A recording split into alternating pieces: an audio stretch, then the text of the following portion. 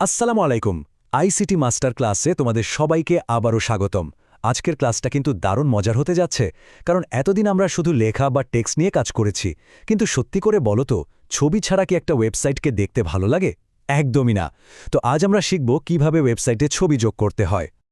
ভাবুন তো একবার, শুধু লেখা দিয়ে বানানো একটা ওয়েবসাইট কিন্তু কাজের হলেও দেখতে কেমন যেন প্রাণহীন, তাই না? তাহলে প্রশ্ন হলো, কিভাবে একটা ওয়েব পেজকে আরও জীবন্ত করে তোলা যায়? উত্তরটা আসলে আমাদের চোখের সামনেই।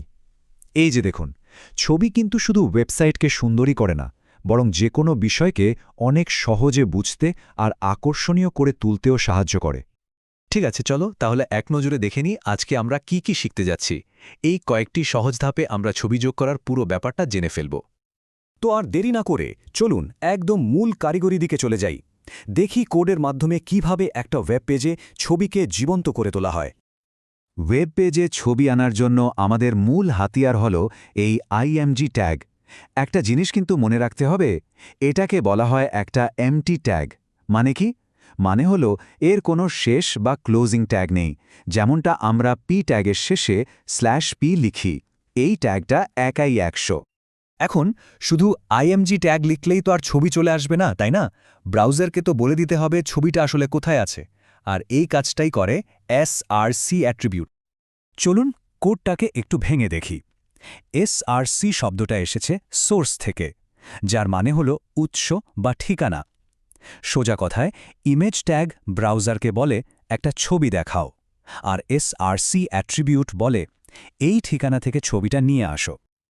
আচ্ছা, এখন কথা হলো আমরা কি ধরনের ছবি ব্যবহার করতে পারি। ওয়েবে কিন্তু বেশ কয়েক ধরনের ছবির ফরম্যাট চলে। যেমন ধরুন, সাধারণ ছবির জন্য জেপিজি খুব ভালো। আবার যদি কোনো লোগোর মতো ছবির স্বচ্ছ বা ট্রান্সপারেন্ট ব্যাকগ্রাউন্ড দরকার হয়, তখন পিএনজি ছাড়া গতি নেই। প্রত্যেকটা ফরম্যাটেরই আলাদা আলাদা কাজ আছে। ছবি তো আমরা যোগ করলাম, কিন্তু তারপরই দেখা গেল বিশাল বড় একটা ছবি এসে পুরো পেজের ডিজাইনটাই নষ্ট করে দিয়েছে। কি হবে এখন? চলুন এর সমাধানটা দেখে নেওয়া যাক। এটা একটা খুবই সাধারণ সমস্যা। প্রায়ই দেখা যায় ছবি তার আসল সাইজে লোড হয়ে পুরো ওয়েব পেজের 12টা বাজিয়ে দেয়।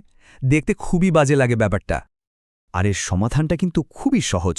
দেখুন, উইথ আর হাইট অ্যাট্রিবিউট ব্যবহার করার আগের আর পরের অবস্থা, পার্থক্যটা একদম পরিষ্কার, তাই না? এই দুটো অ্যাট্রিবিউট দিয়ে আমরা ছবির সাইজকে নিজেদের নিয়ন্ত্রণে নিয়ে আসতে পারি। তার মানে উইথ আর হাইট অ্যাট্রিবিউটগুলো একজন ডেভেলপারকে ছবির সাইজের ওপর পুরো নিয়ন্ত্রণ এনে দেয়, যেটা একটা সুন্দর আর গোছানো ওয়েবসাইটের জন্য খুবই জরুরি। এবার চলুন আমরা আরেকটু প্রফেশনাল লেভেলে যাই। এমন একটা বিষয় নিয়ে কথা বলবো যা ভাঙা ছবি বা অ্যাক্সেসিবিলিটির মতো গুরুত্বপূর্ণ সমস্যা সমাধান করে। অ্যাট্রিবিউটটা হলো একটা ব্যাকআপ প্ল্যানের মতো। ধরুন, স্লো ইন্টারনেট বা অন্য কোনো কারণে ছবিটা লোড হলো না, তখন কি হবে?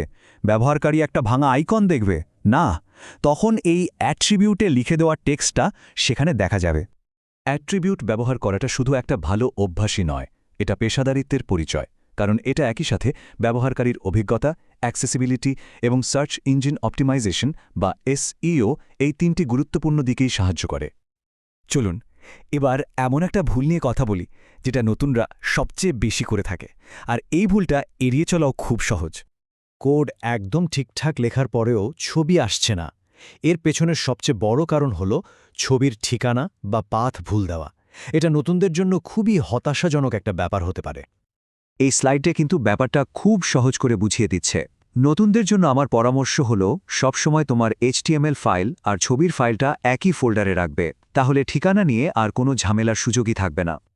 তো চলুন আমরা এতক্ষণ যা যা শিখলাম সেই মূল বিষয়গুলো আরেকবার ঝালিয়ে নেওয়া যাক, কেমন? ব্যাস, এই কয়েকটি বিষয় মাথায় রাখলে যে কোনো ওয়েব পেজে খুব সহজেই ছবি যোগ করে ফেলা সম্ভব। এগুলোই হলো ওয়েব পেজে ছবি যুক্ত করার মূল ভিত্তি। তার মানে আপনারা এখন একটা বড় দক্ষতা অর্জন করে ফেলেছেন। কিন্তু একবার ভাবুন তো, যদি এই ছবিগুলোতে ক্লিক করা যেত, যদি ক্লিক করে অন্য কোথাও যাওয়া যেত? এই প্রশ্নটাই আমাদের পরবর্তী আলোচনার দরজা খুলে দিচ্ছে, আর সেই টপিকের নাম হলো হাইপারলিঙ্ক।